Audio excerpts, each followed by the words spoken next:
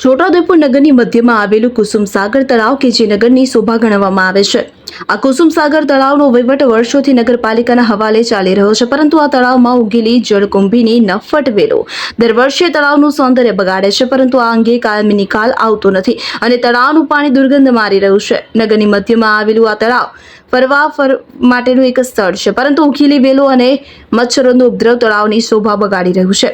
કુસુમસાગર તળાવની અંદર વારંવાર તેના રિનોવેશન અને સૌંદર્યકરણને લીધે કરોડોનો ખર્ચો કરવામાં આવી રહ્યો છે, પરંતુ પાણી સ્વચ્છ અને ચોખ્ખું ન હોવાથી આ ખર્ચો વ્યય થતો હોય તેમ લાગી રહ્યું છે। થોડા સમય અગાઉ અંદાજે 3,50,00,000ને ખર્ચે તળાવનું સૌંદર્યકરણ કરવામાં આવ્યું। તળાવમાં ફુવારા તથા રોશનીનો ઝગમગાટ કરવામાં આવ્યો, પરંતુ આ ખર્ચ વ્યય થતો હોય તેમ લાગી રહ્યું છે। તળાવની અંદર ફરી જળકુંભીની નફ્ફટ વેલો ઉગી નીકળી છે, જેની સફાઈ કરવાના તંત્રના તમામ પ્રયત્નો પાંગળા પુરવાર થયા છે।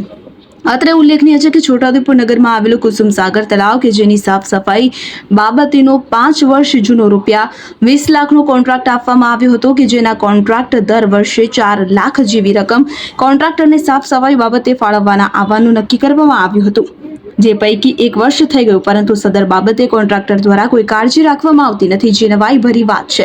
અને હવે વેલો ઉગી નીકળી છે, જે ક્યારે સાફ કરવામાં આવશે તેવા અનેક સવાલો ભરબજારે ઉઠી રહ્યા છે। શકીલ બલોચ, છોટાઉદેપુર।